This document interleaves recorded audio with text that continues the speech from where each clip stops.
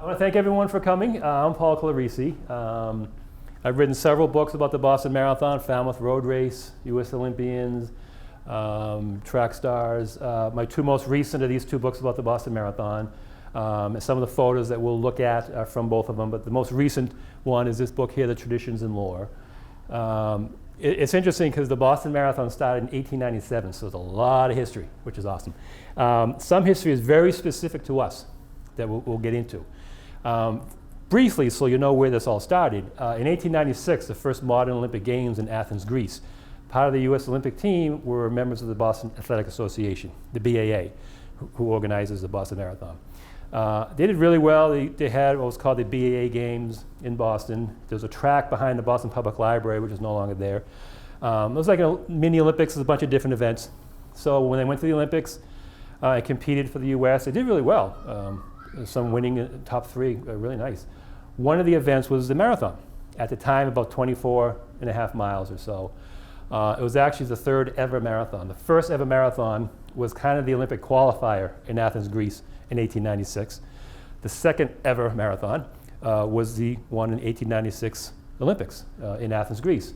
The third one was a few months later from Connecticut to New York, which was just a one-off. And the fourth one was Boston in 1897. Because the BAA members loved this idea. And they brought the idea back about the marathon. Said, why don't we end the BAA Games with this marathon? It's just incredible distance. It can end on the track. So we'll just measure 24.5, 25 miles where it was, and ended up being Ashland. That's where it started. And then the marathon distance grew to 26.2 miles, to jump ahead a little bit. From the 1908 Olympics in London, you can blame the royal family, I always say. They wanted to see the start at Windsor Castle and the finish in front of the royal box at the stadium. Well, to do that, they had to extend the marathon distance to what it is now, 26.2 miles, which became the universal distance. So a lot of runners, when they get to about 24, 25 miles, they don't get too happy with the royal family because it'd be done by then. They're like, oh, we still got to run. So what I did for this new book, Traditions and Lore, is I found about a half a dozen or so very specific, and there's a couple that other marathons do, traditions that we have. The wreath here, this is a laurel wreath. We can tell it's a little thicker laurel bay leaves. The current one that you see, that you'll see later, is an olive branch. It's a little thinner. The connection is that the laurel and the olive branch trees were around the tomb of the Athenians in Marathon, Greece, where the Athenians beat the Persians in 490 BC in the Battle of Marathon, which basically preserved democracy and the life that we know it right now when they beat the Persians. And the trees were also on the sacred ground of Zeus. So it was really honored and sacred, this ground, these trees. So with the first Olympics in 1896, the winners were awarded, instead of a wreath, like a branch of it. You'll see some pictures of the old 1896 books about the Olympics, and they're holding this big branch, and it's the olive branch or the laurel wreath. Then it was soon fashioned into a wreath that you see a lot of places have. But for Boston, what we did, which was great, we can trace it back earlier, about 1931. This is Stylianos Kyriakidis from Greece, who won the 1946 Boston Marathon. This gentleman right here, who's holding a wreath, is George Demeter, our first Greek-American state rep in Boston. He wrote parliamentary books. He was really proud of his Greek heritage, and he helped sponsor Kyriakidis to come to Boston. He had run before, 1946, didn't do too well. But he started this wreath. He said it'd be great to get this connection, to continue this connection between us and the Greeks. So we had the wreath built in Greece, and in the early days, it just kind of flew over with a runner in the backseat of a taxi cab. He gave it to him that day, that kind of thing. It's a much more structured ceremony that I'll show you later. A lot of the old black and white photos that you'll see George Demeter with the wreath, right when the winner crosses, you'll see him sort of running after the guy to put the wreath on. I always got a kick out of that. Give him about 10 feet. You know, nice suit and everything. You know, he's not running it. But that's who this gentleman is that you see a lot. And he kept this tradition in for a few decades. Even through 1970s, this is Bill Rogers, who's won Boston 4 times, and he's showing his wreath from 1975, which wasn't preserved as well. It was originally green, but at least he put it in a shadow box. along with his running logs. But he was very proud of that wreath because he knew the connection. He loves the history of the race as well. So he knew the connection between Boston and Greece and Zeus. You want to go all the way back. A lot of marathons and races do present wreaths now. They may or may not know the connection of why you do this. We do, because we really kind of directly brought it back from Greece. Even the Olympics themselves, it's not mandated at each Olympics to present wreaths. They've only been presented 4 different Olympics. It's up to the City Olympic Committee to see if they want to do wreaths or not. But we do it every year, which is great. This is what it looks like now. It's gold dipped from all the branches. It was the green one for decades. And then in 2010, for the 2,500th anniversary of the Battle of Marathon, they presented gold dipped wreaths to sort of mark that ceremony. And then again in 2014, the first anniversary of the bombings. And then since then, it's been the gold wreath, which is really neat. And they have it in memory of, you see, maybe see it, Stylianos Kyriakidis, in memory of him. Because he's also, when he won in 1946, he used that win because it was right after World War II. Greece was in tough shape, and he used that win to promote getting food and supplies back to Greece and everything, which he did. So he's kind of, I don't want to say he first charity runner, but he recognized I can use this platform to help my fellow Greeks, which he did. What they do now is they either have a ceremony at the Great Hall at the Massachusetts State House or the consulate, the Greek consulate just down the road. And what they do is the week before, the wreaths they're crafted in Greece, gold dipped, flown over here, and then the week before they're presented in this big ceremony. As you can see, there's Governor Dukakis right here, who during his governorship was one of the people presenting the wreaths, because the governor and mayor do that. And they presented from the Greeks to Boston. It's a real nice presentation that they do every year, the week before. This is the Greek consulate, and you can see the wreaths here. So it depends, scheduling and however they want to do it between the State House and the Greek consulate down the street on Beacon Street. But it's revered. They keep doing it every year. It's amazing how they do that and continue it, because you got to keep that alive to know that connection. And if you watch the marathon on TV, that you'll see the governor and the mayor present the wreath. His Governor Healy last year presenting the wreath to the winner, men's winner, and Mayor Wu, she did it to the women's winner earlier. Right at the finish line. Here's the finish line here. So they really make a nice presentation between the trophy and the wreath. And some of the athletes, not all of them understand that connection. A lot of them do, if they're a student of the sport. And when I've talked to a lot of the elite athletes, some of whom didn't know, and once you explain it to them, it's like, wow, it really, it's not just like, oh, nice, thanks. It resonates with an athlete. Because the sacrifices they make for the marathon, they really get that connection between Boston and Greece, Philippides with the original mythological run. Just the whole connection between that, it really resonates when they do get that wreath, which is nice, it should. This is 1912, another one of the traditions that we have. It's not exclusive to us, the start line and the finish line, but what we did with it.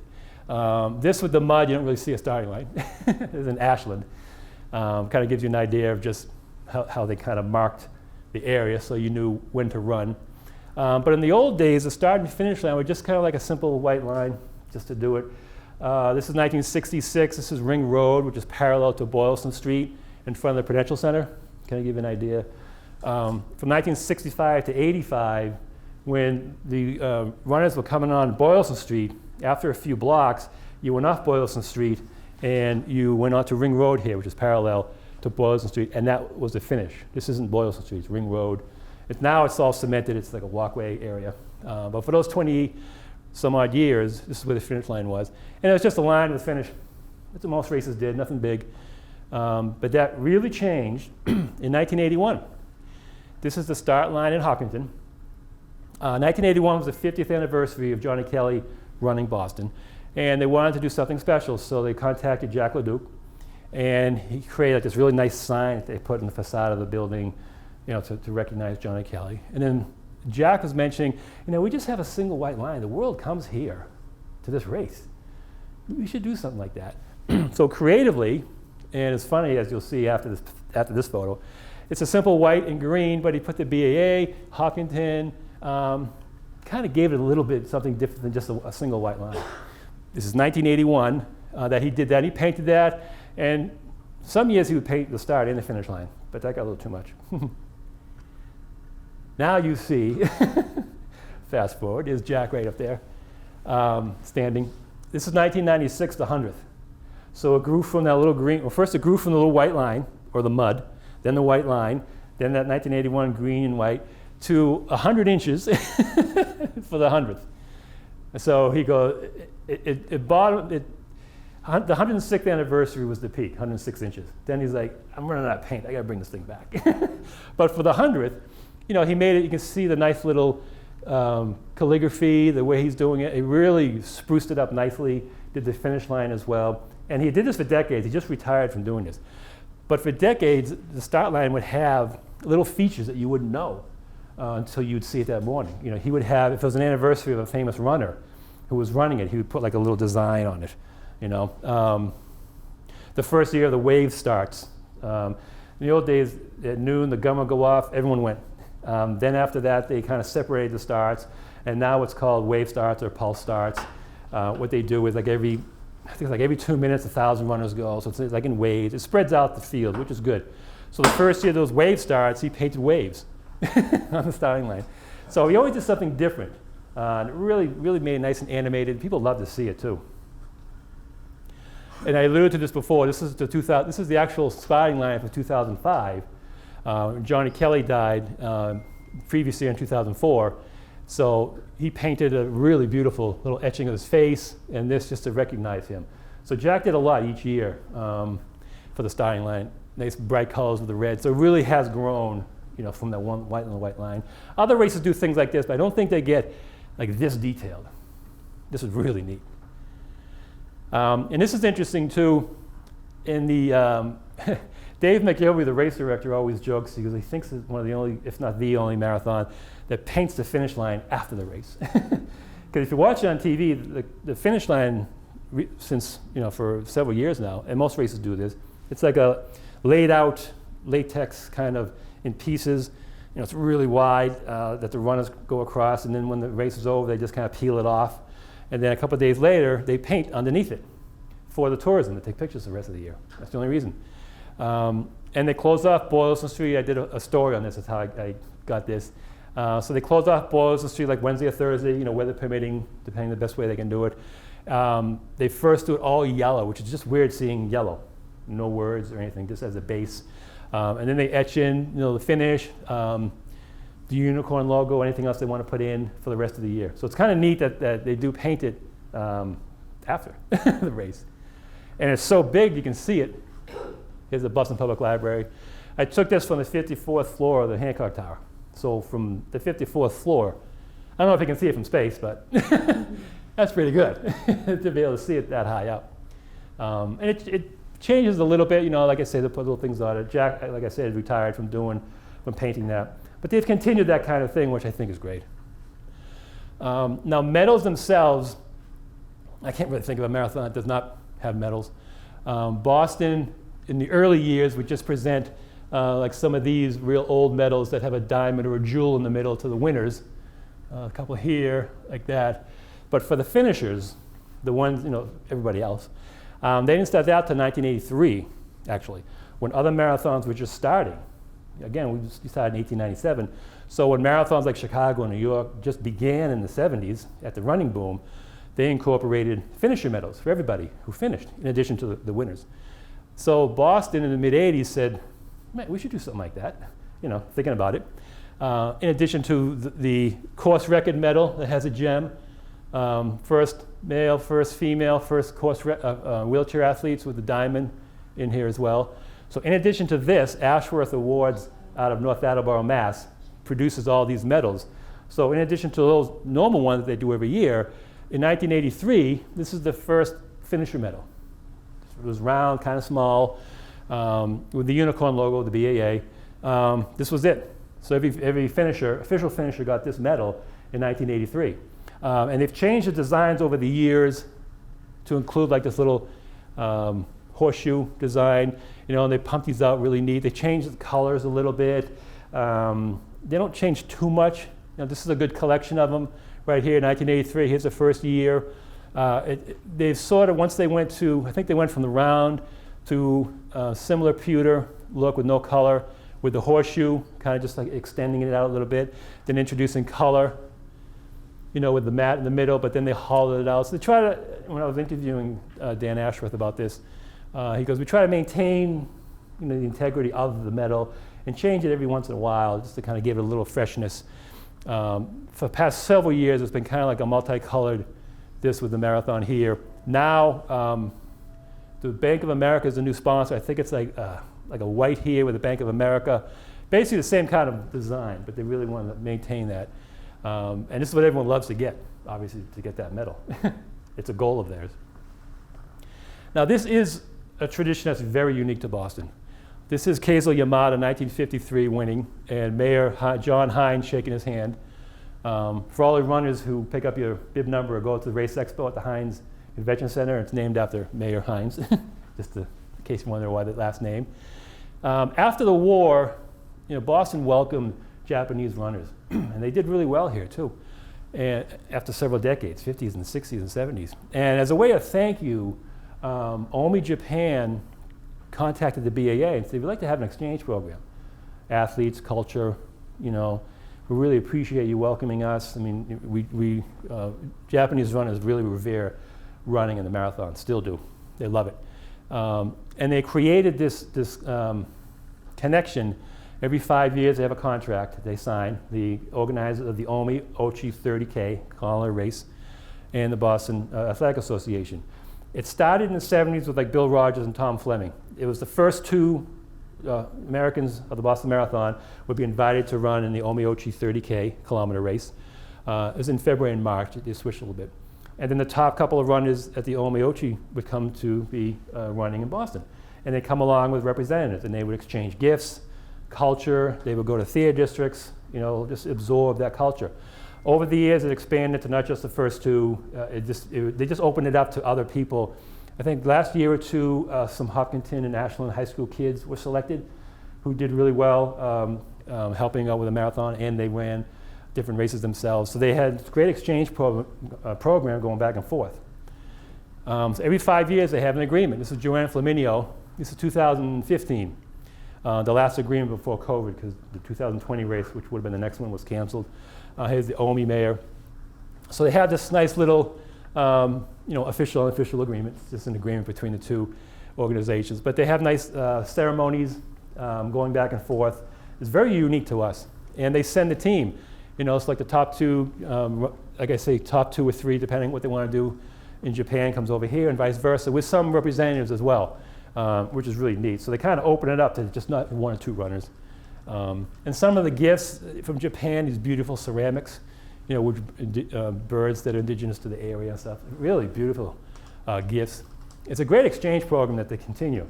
And it started in 1975. It's really neat that they do that. That's very unique to us.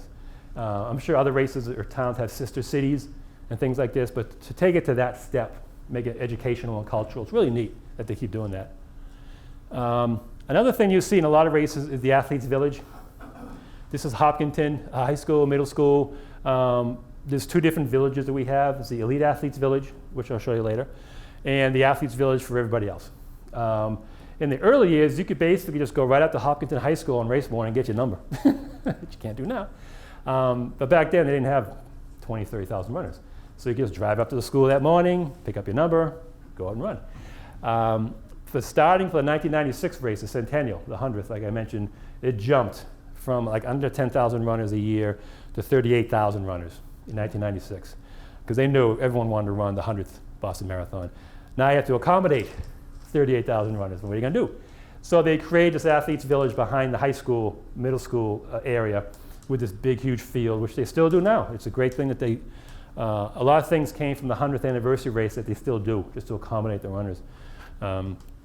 Most races have villages. The New York City Marathon starts in Staten Island and goes over the Narrows Bridge. That's the first 2 miles of the race. So everybody has to get over the bridge, and then you stay in Staten Island. So their village is Staten Island. You got to get there hours before. Most places have one, unless you're not that big of a marathon, not a big marathon field-wise. But if you have a lot of runners, you got to put them somewhere. And this is 7/10 of a mile from the starting line. You go up a side street. Like I said, in the early days with the noon start, everyone was there. But now where it's more spread out, you'll have a few thousand runners go up at a time. There's announcements. Okay, if your bib number is here to here, start making your way up. So not everybody goes up at the same time. There's like 8 or 9 starts, I think now, which is good. It spreads it out. But that's what started from the 100th, which is great. This is the Fairmont Copley Plaza Hotel in Boston. In the late 80s, when John Hancock was a sponsor, Bank of America is now, they created an elite athletes village, which they still do in here. There was a building behind this called the Boston John Hancock Conference Center, which is no longer there. They tore it down. And in there, like 3 or 4 floors, for about 2 weeks, it was like a fortress, a village. The elite athletes came in, the 30 or 40 elite athletes, that's where they lived for that 2 weeks. Everything they wanted, from whatever country you're in, your food, whatever medical stuff you need if you're diabetic, whatever you needed for that, your trainers, you're getting physical therapy. It was all in there, the building behind this, starting in the late 1980s with Fred Tressler and Tim Kilduff created that. Everything was thought of. It was amazing what they did. This was called the boiler room there. It looks messy, but everything went through here. All the flights, they had to pick up everyone. They had this great system where the vehicles would leave the hotel, pick everyone up, that they knew exactly who's going to be to come back. If they had to go to a sponsor event, from their own sponsor, a press conference, they just wanted to go shopping, they want to go somewhere for a run. Everything was organized through the village. And not every marathon has it. I interviewed some elite athletes for the book, and they're like, Boston spoils us, because then I'll go to another marathon, and I got to take a cab from the airport to the hotel. And he goes, and I just come from Boston where everything is in here. You can stay in there for 2 weeks if you want. They occupy about 2 or 3 floors. And the security, here's Fred Tressler pointing out, everybody had the badges, so everyone knew who coming in, coming out, whether you're a family member. If you're invited, you can come in. But you really made sure security-wise, so everything was so well organized. So when it moved to the Fairmont Copley 4 or 5 years ago, they maintained a lot of this system, which is great. And there's fun stuff too. They can take tours of the course. There's games inside, like miniature golf. Coach Bill Squires from the Greater Boston Track Club used to do, just to loosen them up. Because a lot of the people couldn't speak English. They needed translators. But it was all in the Elite Athletes Village. So now it occupies a couple of floors at the Fairmont Copley. It's really good. It was ahead of their time how they organized this. It's excellent. There are other places do have host hotels and kind of villages. They may have used this model a little bit. I've seen other races and stuff, and it's so detailed what they do here. The media coverage itself, this is Les Paulson, who won 3 times. It's kind of neat. I'll show you the difference. In the early days, like I said, there weren't thousands of runners. So if you wanted to interview a runner for a newspaper, because there are a lot of newspapers, you would just do one-on-one, with a guy who's won 3 times. Bill Rogers said people call him up at home. They come at work, they'd see him on the sidewalk, so the reporters would walk up and talk to him, get stories. It was different. Weren't as many runners, but just a different connection between the media and the runners. The Greater Boston Track Club, who fielded basically all the American winners in the 70s and 80s, Bill Rogers, Greg Meyer, Alberto Salazar, Bob Hall, the wheelchair champion, they all came from the Greater Boston Track Club that Bill Squires coached. And they'd hang out at what was called the Elliott Lounge in the Elliott Hotel, about a mile from the finish line. And the late Tommy Leonard was the bartender there. And it was a great runner's bar. They had pictures of runners on the wall. They had like the long jump record painted on the floor. The high jump record mark was painted on the wall. It was great. And all the runners hung out there. Bill Rogers, all the great runners. So the Boston Globe and the Herald reporters went to the Elliott, hung out at the bar, had beers, did their story. So the connection was a little different to get access to the athletes. 1951, the top 3 men getting their picture taken, and then you get a couple of guys waiting to get stories, to interview them. It was very low key. I mean, it served the purpose. It wasn't anything beyond what it was. But it was just very low key like this. No agents, no barricades, it's a little different now. When something like this happened where all the media shows up. But it is what it is, because over the years, international athletes always came to Boston. So now it's open to the world. And then when they start opening up the roads to more and more runners, get more and more interest, more media. The media coverage for the Boston Marathon is second only to the Super Bowl as far as the amount of media who show up. It's that huge. So now with that, you can't just hang out in the front lawn and videotaping someone that you want to interview. So you got to go through different channels, their coach, their agent, the BEA, which is fine because it's now much more complicated, or more complex, I should say. So now instead of the top 3 winners sitting on a cot with 4 or 5 reporters behind them, you get the ballroom at the Fairmont Copley with the top 5 women here, wheelchair athletes and leaders, with Carrie Tollefson, one of our Olympians, presiding over it. These are all media. This isn't like a public event. This is all media. So it needed that organization because now there's just more there. So you would have this. You'd have the top women, the top men come up every couple of minutes. You'd have individual to their table set up. You could approach after the main introduction. Then the reporters could go to different tables around the perimeter of the room where the athletes would be seated, 2 or 3 per table. So the access is still there. It just has to be much more organized than hanging out at a bar with your pad and paper and asking questions. Just because it's much more grand. But you need that. Now race day itself too, this is the Fairmont Copley. Like when you watch it at home, these are all media people. And the screens from left to right, you have the men's wheelchair race, women's wheelchair race, the women's open and the men's open. And it monitors the entire race. The split times come up. All the times are here. In addition to media who are on the course, because you always see on TV, somebody on a lead vehicle talking about progress and everything. So there is vehicles in there. So in addition to that, you have people here, media here, who are, sending in their stories live or their deadlines like right afterwards. And the leaders would come after they win. They would come to this area. There's like a little area on the side for interviews. So again, even though it had grown dramatically since those early days, the process is the same, it's just multiplied. So you still have access to all the grades. So when you read in the paper or online or anything, it all comes from here. It's very busy. It's almost like the New York Stock Exchange. It's like everyone's it's like chaotic if you don't know what's going on, but it's organized, which is neat. So which is interesting is that this is Jordan Hasse coming in 3rd place with a wall of photographers at the finish, which is a little different than the old days where you have a couple of photographers. So I love it, it's great. Everyone's just grown to what it is. The interest, the attention, like I say, second only to the Super Bowl, as far as the number of media. So that's how you have to organize it. I think she either runs through here or jumps over, I don't know. But can you imagine as a runner seeing that? That's gonna be kind of heady. Is that local media or just everybody? national? Local, national, international. It's neat because I'm part of this, so I'll talk to people from different countries, and I learn a little bit of what Poland or different countries. They'll learn a bit of English, and you become friends. You only see them once a year for a week, and you get to know them. So they keep coming back and forth. But yeah, this is all over the world. It's really neat too, because sometimes they'll just cover the whole race. Sometimes they have their own athletes that they'll be covering. So it's all different. There's just tons and tons of stories. And to be able to manage that, I don't know how you do that. It's like, what's that, organized chaos? Is that how you say it, something like that? Controlled chaos or something? This looks like a pretty nondescript street. But actually, the statues and monuments along the Boston Marathon, we have a lot on the course in different areas, but I'll just focus on the ones that's basically on the course from Hopkinton to Boston. Like I said, the first Boston Marathon was 1897.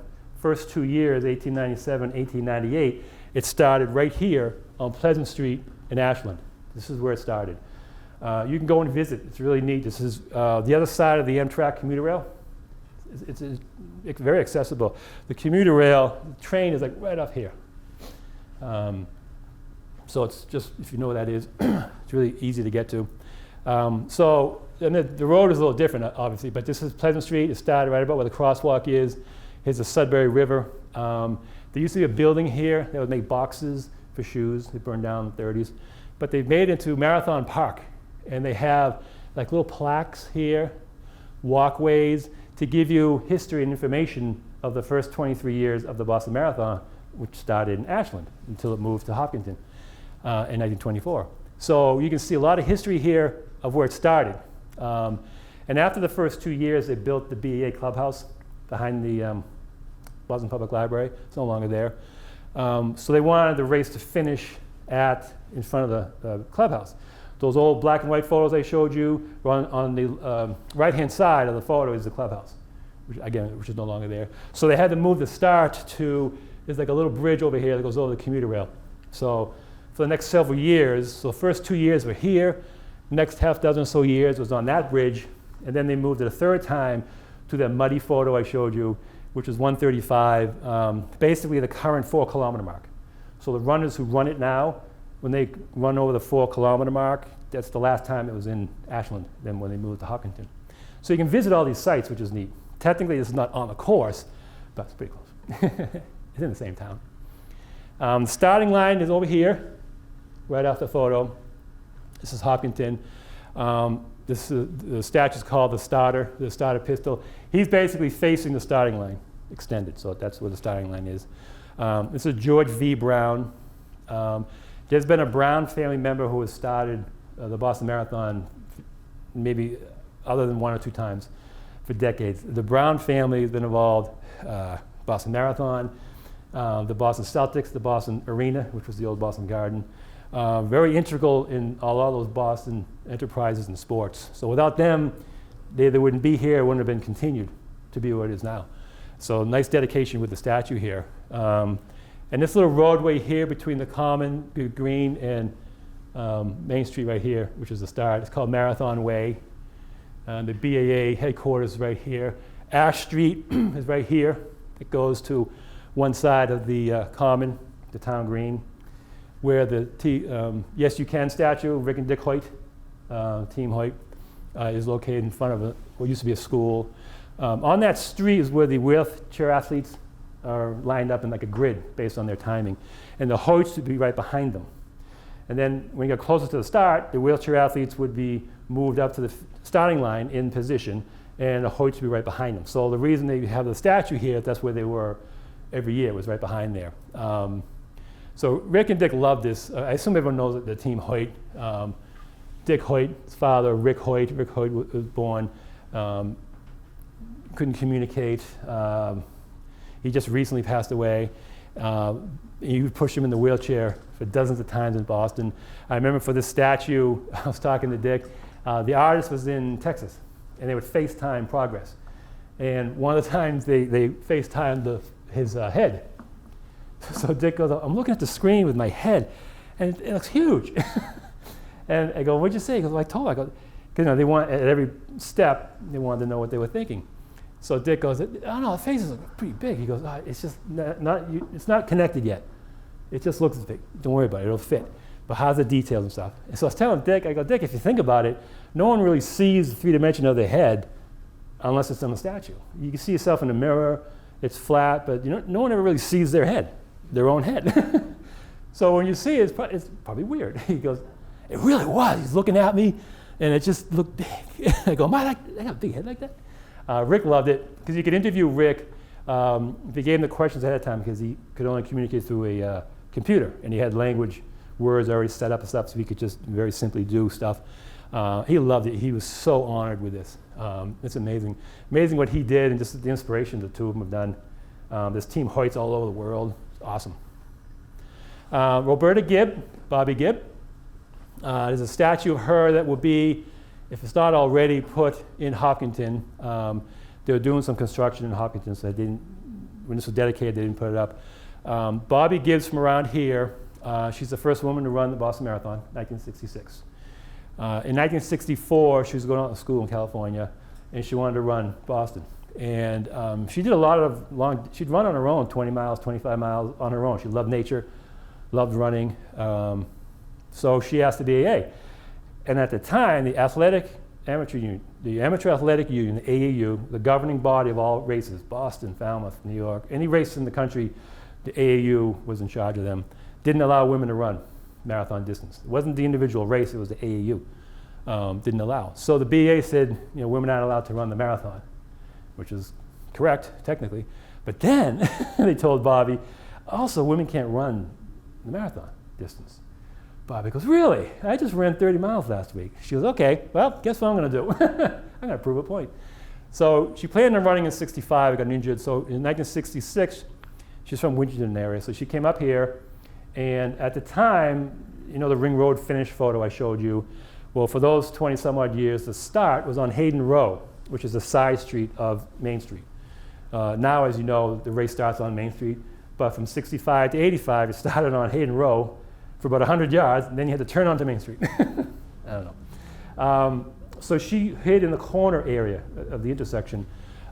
She's in shape. She knew how to run. She was a very good runner, so she would jump in when she saw guys running her pace, so she would blend in. And she wore her brother's Bermuda shorts, big sweatshirt. So she jumped in, and she goes, I don't know if I'm going to get arrested. 1966. She goes, I don't know. I'm taking a chance. I hope this goes okay.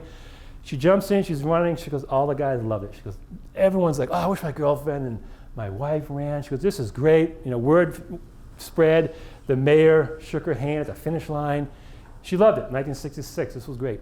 So to commemorate the anniversary of this, they wanted a statue. Well, she's a runner. She's a sculptor. She's a neuroscientist. She has a law degree. She's amazing. You can talk to her about anything. You would never know. The most humble person and the smartest one in the room at the same time. I love talking to her. So she was going to create a statue because she created the awards. The 1984 Olympics had the first women's marathon in Los Angeles. But for the qualifier, she created the awards for first, second, third, which was kind of like a runner similar to that. And Joan Benoit Samuelson, who won the qualifier and then later the marathon, she said she reveres that almost more than anything else, to get the first place trophy. Not only to get that, but Bobby created it. It's amazing. So Bobby was going to, was working on a statue of, a woman, and they said, no, we want you, of you. She goes, you want me to do a statue of me? She goes, yeah. Oh, she goes, I've never had a live model when I do my running things because no one's going to run in place while I'm modeling them and stuff. So she's like, okay. Gee, I've never done that. So like she's telling me, I'm looking at my arm, doing the clay with the arm, looking at my leg. It's just funny how she was, doing herself. And she remembered what the Bermuda shorts looked like, her hair. She really captures motion in the statue really well. So she created this herself. And this is the Cultural Arts Center in Hopkinton. I want to say, what do we know, 3 years ago maybe, 2 years ago. They dedicated it there at the Arts Center. And they put it in front of, good. Yeah, it did. Well, it did on the screen.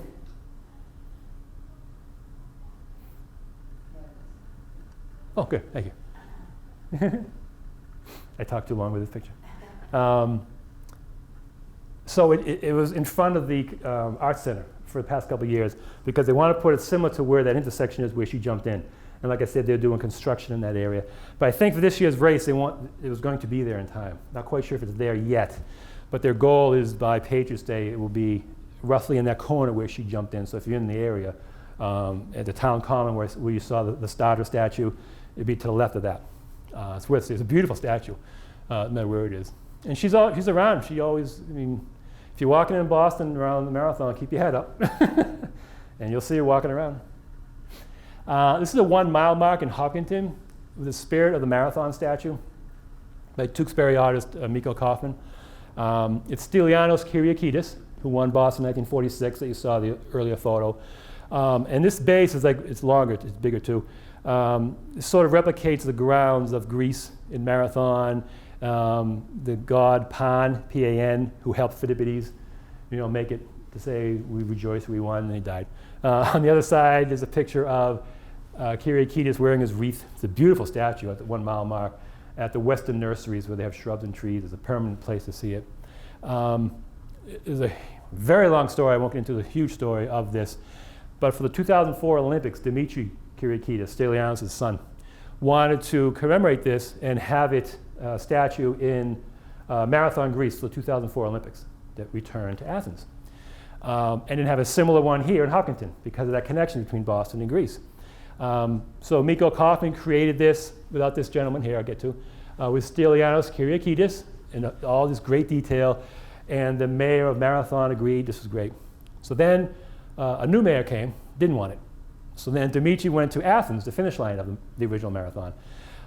Mayor said, okay, but we want to have another one, Spiridon Louis, who won the first marathon in the 1896 Olympics, a fellow Greek. So I don't know if Miko said this, but it's almost like, it's not a painting where I can just paint another guy.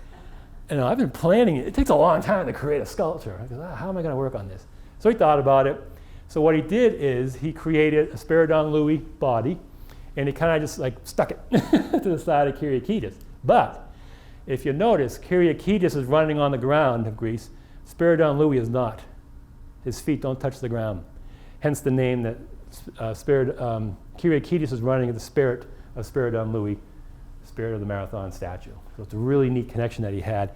And it took probably about a week or two before the Olympics, it finally arrived. It was at customs in Greece and had all problems. The thing's huge, a tonnage.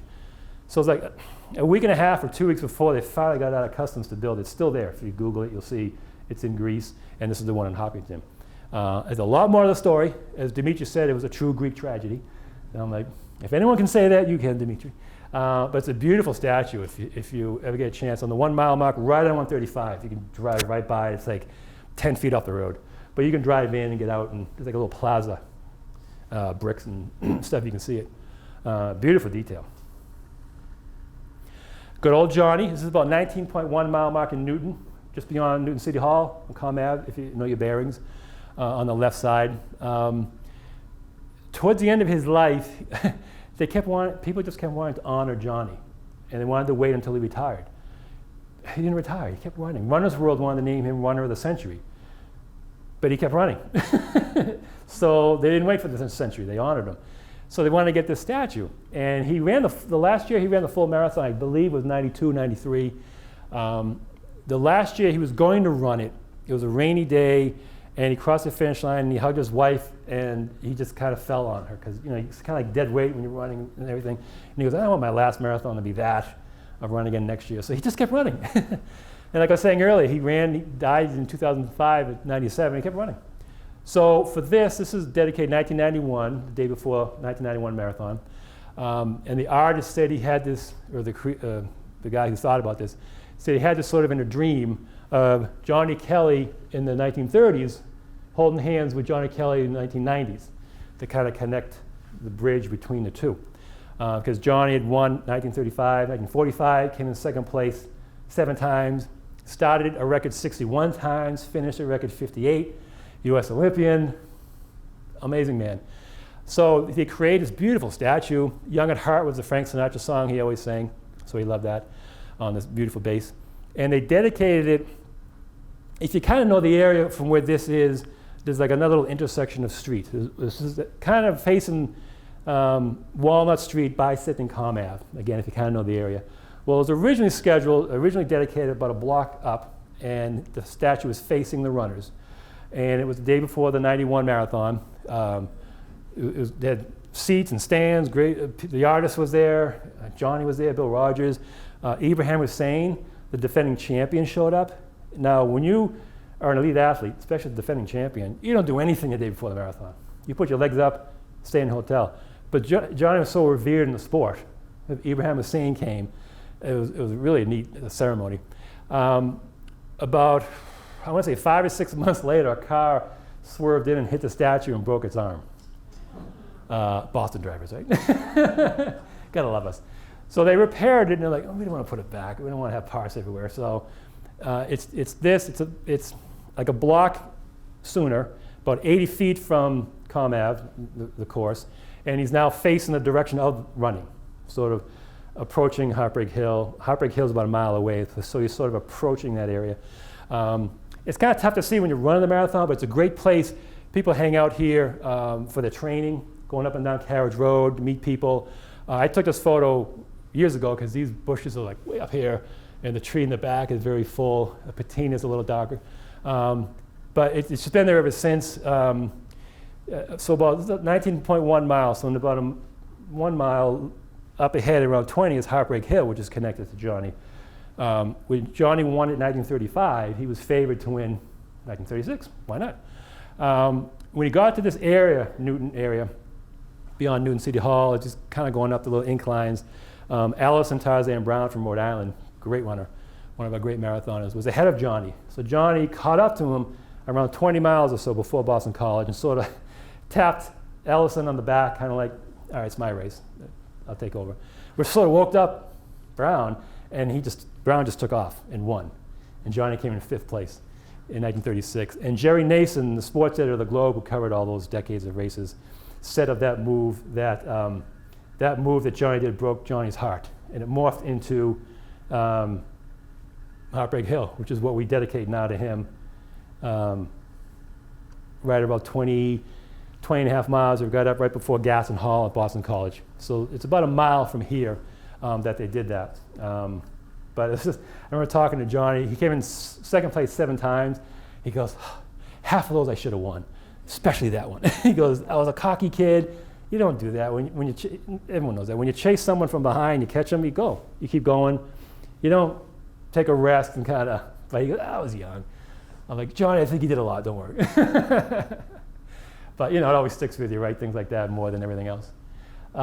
This is Boylston Street. The finish line is right about here, if you see between the spires. There's the Lenox that you notice from the old black and white photos. Like I said, the early marathon went up this Comm Ave and went down Exeter Street and finished past the Lenox to the BA Clubhouse. Now, obviously, you finish Boylston right to about here. This is Pablo Eduardo's Boston Marathon marker, the memorial from the bombings. This is in front of the Forum where the second bomb was, and he had a similar design in front of the Marathon Sports where the first bombing was. He really wanted to integrate as much as he could. There's a lot of organizations involved. He listened to them, listened to a lot of the family members. He really wanted to make it a place that he could just really would resonate with the city. He kind of made this, he called this like a beacon that you can come here. I took this photo like during the sunset to get the lights. It's much brighter at night. A lot of the materials he uses from New England. It looks simple, but when you approach it and you look, like some art is like that at a quick glance. But you look up to it and you start to see more details about everything. It's beautiful. And another one, second one down there, right in front of Marathon Sports. And I'll end with this one. This is about a block after the finish line, Copley Square, to the right of the runners. So when the runners finish, they just continue down Boylston Street here. And this is about a block, maybe 2 blocks, I can't remember now, about a block and a half afterwards to the right. The Fairmount Copley is like right here. This is the Boston Marathon Centennial Monument. The original design had an arch in it, but that didn't pass muster. So the things that were going to be on the arch, they split up into the 4 posts here of marble.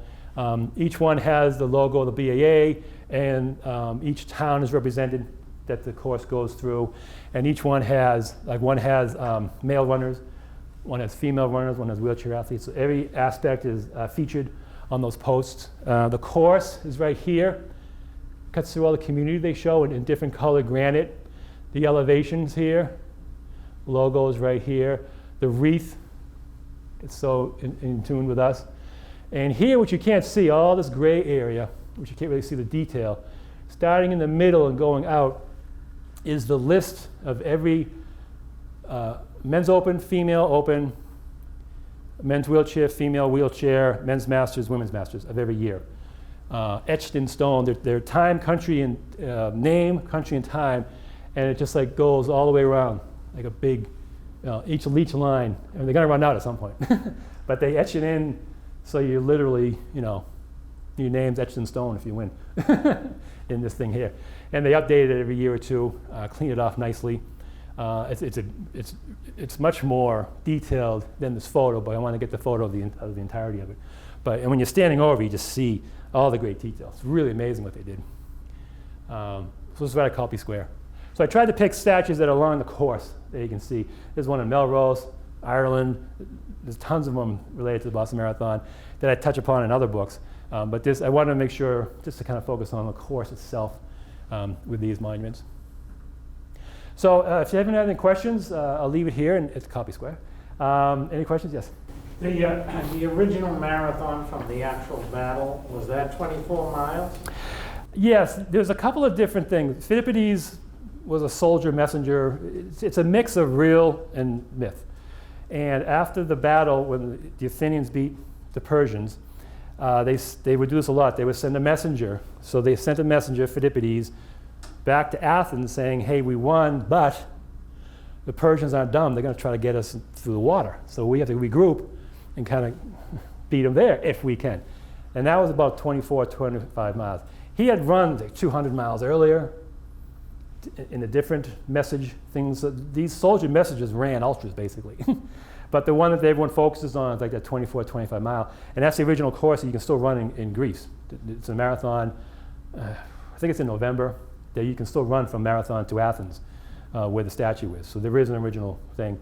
And that's where he mythologically said, rejoice we won, and died. So it's a combination of a lot. There were messenger soldiers who ran hundreds of miles at a time. Whether Philippides is actually real or not, it depends what you like. But yeah, that's what it's based on, that battle. And that's why it's so revered, those wreaths that they have, because all the tomb of the Athenians. There's a big tomb of the Athenian soldiers that are buried in that area. And the growth of the olive branches are in that area. So the wreath that everyone gets, the winners get, comes from those trees. So it's very sacred, dating back to that. It's amazing the connection.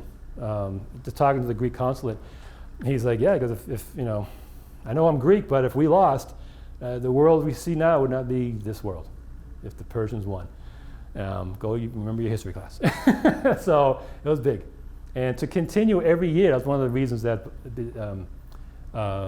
George Demeter wanted to kind of continue that with the wreath. That wreath symbolizes that story and symbolizes that battle. So it's not just the wreath that's in gold, which is fabulous enough, but then you start talking about, like I'm doing with like one of the reasons I really focus on this in the book, is the reasoning behind it and that connection.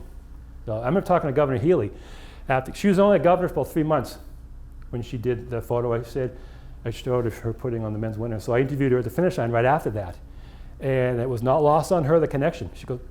I go, you're a politician. Democracy.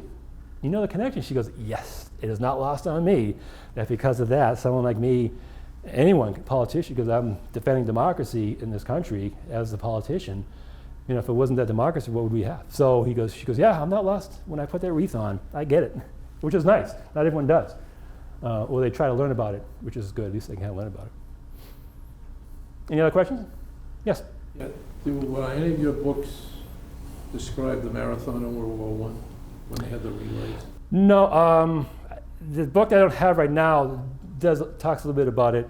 In this book here, with all the photos, I do have some old photos of a ribbon that one of the gentlemen wore, the anniversary of the relay. He's talking about in World War I, we didn't have a full marathon. We had groups of military doing a relay on Patriots Day.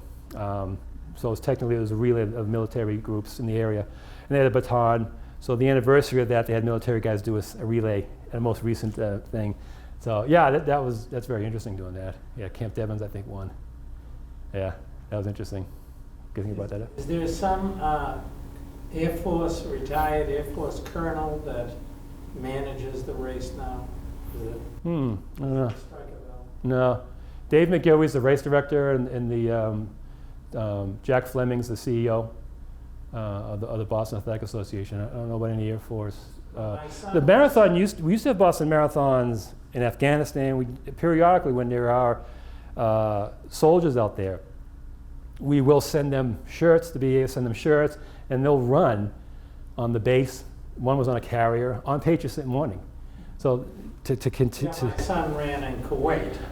The same day. The same day, bib numbers, medals. They just get up at 4 in the morning or something. Yeah. It gets so hot, and he did the marathon. Yeah, to commemorate that, one year was on a carrier, which for a million reasons, oh my God!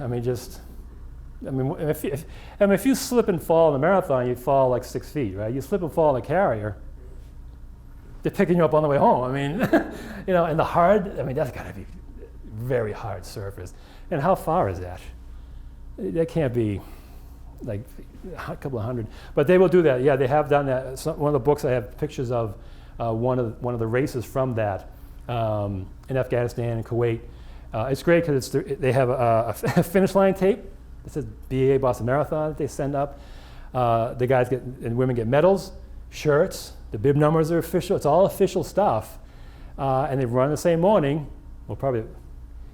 Well, it's actually probably the next day, right? They probably run it earlier, time-wise, right? They've done things like that. I'll digress a little bit. Sunita Williams, she was just in the news, astronaut living in Needham. Her family's out of Falmouth. She qualified for Boston in 04, 05 early, but then she was stationed onto International Space Station. She holds the record for the most days on the ISS, the little dot you see once in a while. So she was one of her commands was being in charge of physical fitness. So she designed, because your muscles atrophy in space, so she designed workouts for the astronauts. And she ran the Boston Marathon on the day of the marathon, tethered to, I have a great picture, she's tethered to a treadmill. And she ran like 4.5 hours. She'd qualified, but then she got stationed, so they sent up, she gets like a bib number, I don't know how she got that. And she did like 4.5 hours, but she said, I go, how was it? She's a great person to talk to. She goes, well, I did in 4.5 hours, 26.2. She goes, but I also circumnavigated the globe 3 times. I'm like, do you put that in your runnings log? 26.2, asterisk, circumnavigate, like that. I go, what was some of the differences? I go, because she had video, she actually talked to us. They had a video at the press conference of her on the treadmill, and she was talking to us. It was really cool. She did the same thing at Falmouth Road Race too. She was mic'd in so she could hear the start of the Falmouth Road Race because she was still up there and she ran the Falmouth Road Race too. She goes, I'm tethered and I'm running. She said, there's no resistance, so we have to kind of create that. She goes, it's difficult, and her hair is just like standing there. She goes, one great thing though is that she said, I love this. She goes, I'll have my water bottle and I'll drink water and I'll just put it here and I'll just like float. So she'll be running and she'll grab the bottle. I go, that I would like in a marathon, just having this bottle floating. But she said, also when I'm sweating, the little beads float. I'm like, ew, I don't know if I'd like that. She goes, She's from Needham? yeah, she's in Needham. Her parents, she's from Falmouth, but she's in Needham. And they just had a story of her. She's doing some more program for kids. She goes to Falmouth Road Race Expo a lot. She ended up running Boston on terra firma, and she ended up running Falmouth too, in addition to running it up in space. The year she was going to run Boston, because her command was Expedition 14, at the 14-mile mark, her family was going to be there. And, getting ready for her to run. And then when she got stationed, this family was still there. So the BAA gave her bib number 14,000. And the family was still there, so I ran that year too. So they were there cheering us on because we knew the connection of a local girl. It's 250 miles up. She's running. But yeah, can you imagine that? That's pretty cool. She did it on the same day? The same day. Yeah, and Falmouth, they actually mic'd her, like I said, so she heard the start and she could talk to the people. Say, hey, I'm high above you, can you see me? And, so they had a countdown, they shot the gun and she went. Yeah, and she's here now. But I think she owns, either she did or still does own the record for like 300-something days, almost a year. In space, yeah. That's amazing. You had a question? Yeah, I did. I've read over the years about a proposal to build a museum. Is that ever come to fruition? Yeah, actually, the Tim Kilduff I was mentioning. Tim Kilduff and Fred Tressler, who started the village and everything, and the Spotters Network, when you see timing on TV. Tim was the race director for a couple of years. He's in charge of 26.2 Foundation out of Hopkinton. And they're planning on, they get very close, an international marathon museum off of, I think it's like a mile or two off the course in Hopkinton. They just got the land. They've been doing this for several years. They just secured the land. I don't know about the funding and the grant. I don't know everything that's involved. Just to build a house takes you forever. So to build this from the ground up. But yeah, an international marathon, it's not just for Boston, but obviously that's going to be a big part of it. In Hopkinton. They just had like a story about several months ago about that. Yeah, keep an eye. It's going to be, I'm looking forward to that. Yeah, that's going to be really neat. With artifacts, educational programs, more than just a museum. Like Cooperstown is more than just a museum. It's a Hall of Fame and a museum and educational. So a lot of museums do incorporate more than just showing artifacts and stuff. So that's what they're going to do. Yeah, keep an eye on the 26.2 Foundation. Yeah, it's really worth it. Any other questions? Wasn't there a Native American that ran barefooted at some point? Didn't run barefoot in Boston, but we've had some good Native American runners. Allison Brown, I did a big story about a lot of Native Americans in the books too. Had won this. Patty Catalano came in second 3 times. We've had some pretty good, because New England, with a lot of runners like that from this area. Barefoot, I don't recall anyone in Boston, but people have done that. Yeah. Yes. So any scuttlebutt on what's going to happen new? Anything new in this year's marathon?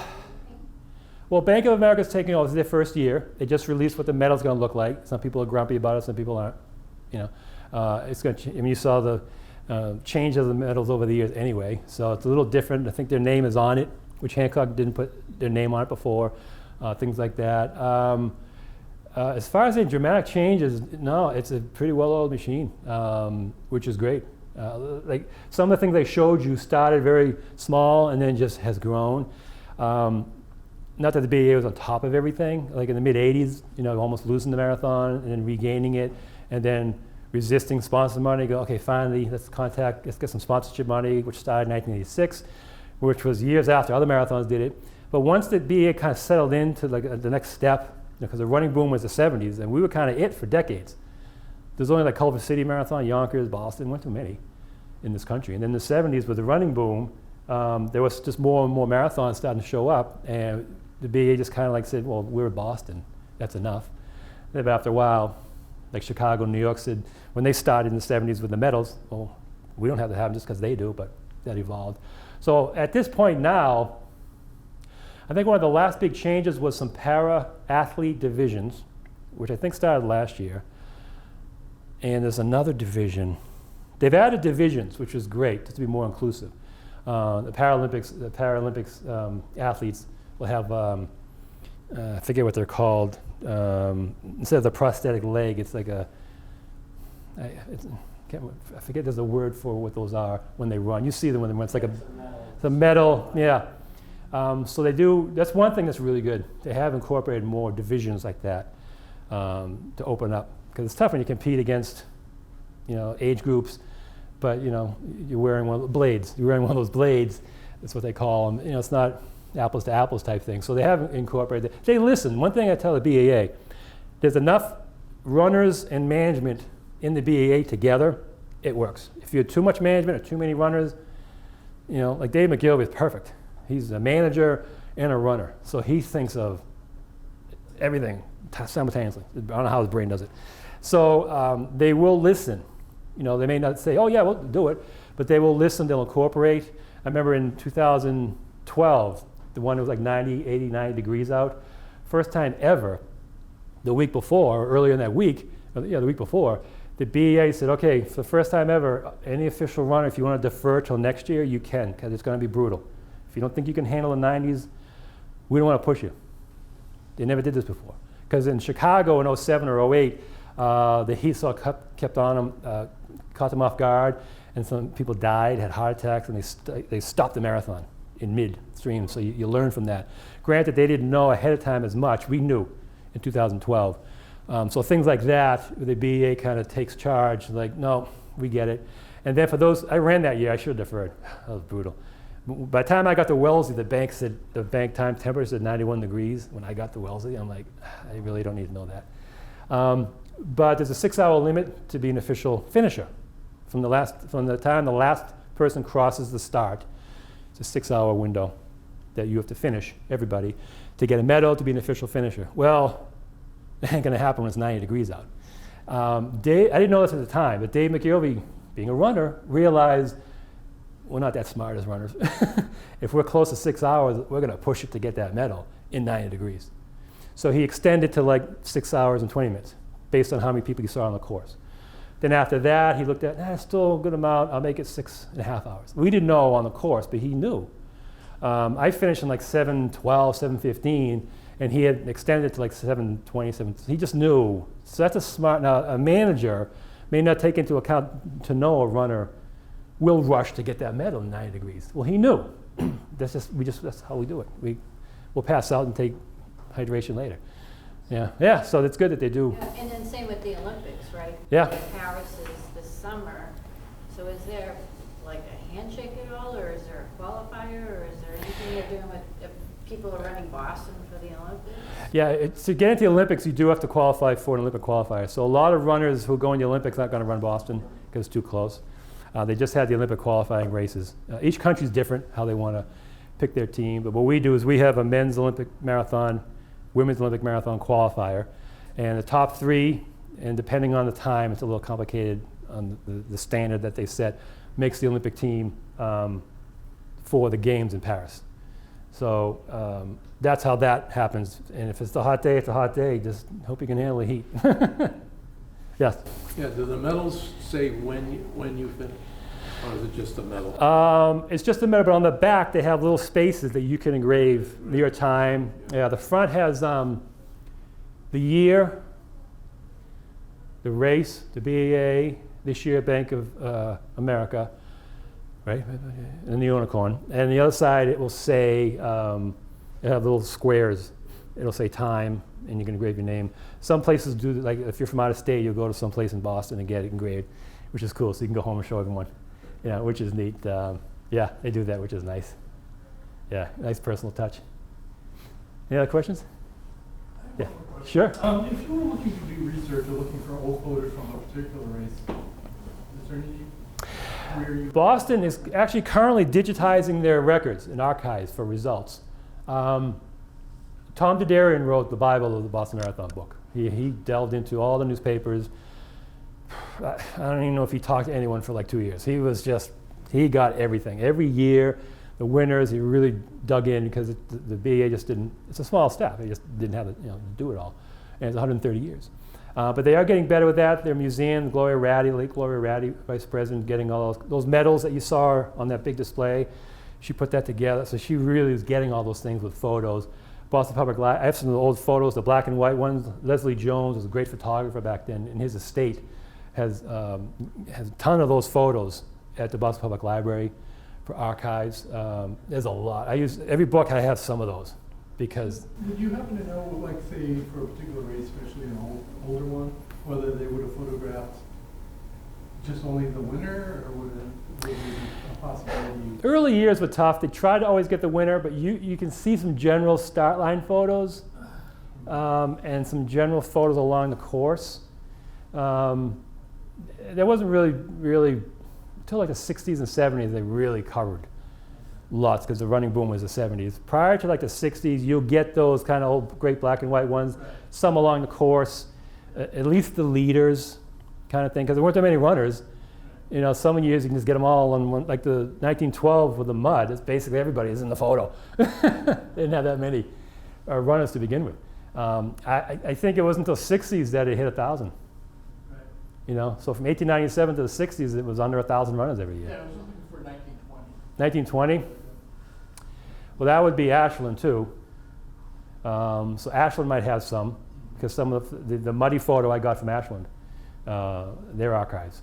So yeah, definitely check either the library, the Boston Public Library, but Ashland for 1920, Ashland kind of thing. And they have those panels that go through some pretty good details as well. So yeah, definitely check them. There weren't too many in 1920. No, it was only... I was going to say it was under 200, right? Yeah. That's 76 that didn't finish. Yeah. That happened like the first year. I think there were 18 registered, 15 started, and 10 finished. And I'm like, where'd those 5 go? Say, wait, grab an Uber? I mean, you're on your own. I think it's just impressive by what they wore back in the day versus how technical. Oh my God, the shoes alone. Johnny Kelly would, he would wear his track shoes and take the spikes off. And they were just this thin layer track. Because at the end of because they were probably 4 pieces, like maybe 2 on the side, 1 in the front, 1 in the back. He goes at the finish to like start to separate, and he sewed them together to use them to run. And the soles, I mean, when you track shoes, you don't need cushion because you're not going that far.